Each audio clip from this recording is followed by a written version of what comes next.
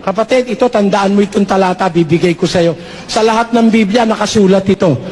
Timoteo 6:16. Na siya lamang ang walang kamatayan, na nananahan sa liwanag na di malapitan, na di Pinakita ng sino mang tao o makikita man. Yung palang Ama sa langit, hindi nakita yun ng sino man tao o makikita man. Eh kung si Kristo'y tao, lumalabas hanggang ngayon, hindi niya pa nakikita yung Ama. Eh ulitin mo yung salata, ulitin mo. Oh.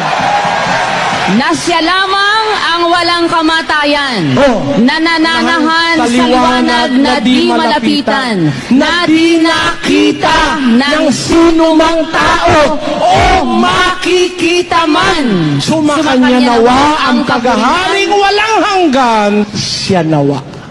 Amen. Kaya, ang Panginoon Kristo, hindi tao yun, hindi tao yun. Nakita niya Ama eh.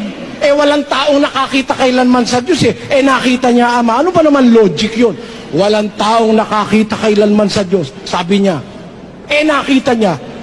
Ang ibig sabihin nun, nung sabihin niya na walang taong nakakita kailanman sa Diyos, eh nakita niya dahil hindi siya tao. Ayun, ganun yun kapatid.